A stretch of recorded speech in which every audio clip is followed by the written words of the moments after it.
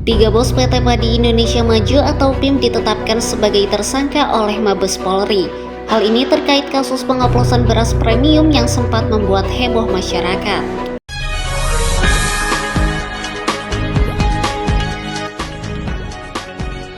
Para tersangka yang ditetapkan adalah Presiden Direktur berinisial S, Kepala Pabrik berinisial AI, dan Kepala QC berinisial GO.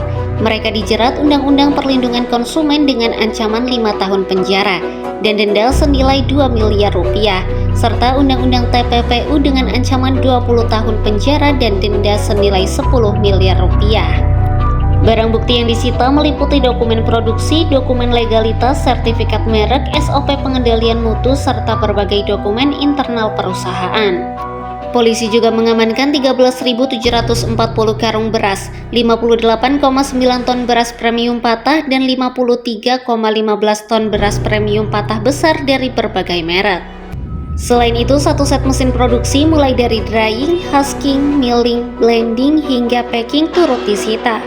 Menurut Deputi Factory Manager PT PIM, meski ketiga nama-nama pimpinan mereka dijadikan tersangka, pihak PT PIM tetap melaksanakan kegiatan pengolahan beras di tempat mereka.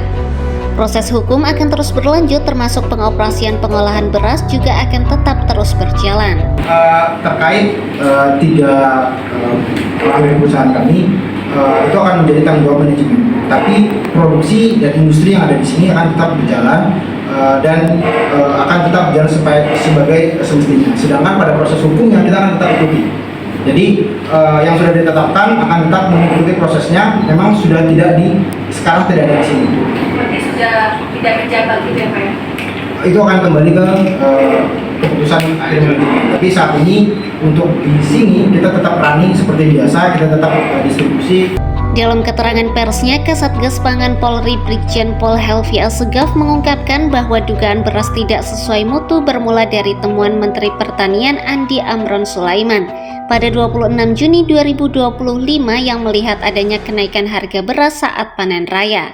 Pemeriksaan lapangan dilakukan di 10 provinsi dengan pengambilan 268 sampel dari 212 merek beras. Hasil penyelidikan menemukan sebanyak 201 ton beras oplosan yang disita karena tidak sesuai standar mutu dan takaran. Barang tersebut terdiri dari 39.036 kantong beras premium 5 kg dan 2.304 kantong beras premium 2,5 kg. Beras milik PT Padi Indonesia Maju di wilayah Serang, Ramatwatu, dengan area kurang lebih sekitar 17 hektar.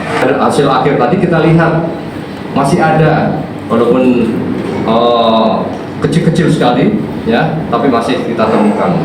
Dan itu menjadi evaluasi untuk pihak pabrik untuk dibuat sistem bagaimana caranya supaya pecahan ini tidak masuk lagi ke dalam produk yang nantinya akan dikemas dan nantinya akan dijual kepada masyarakat.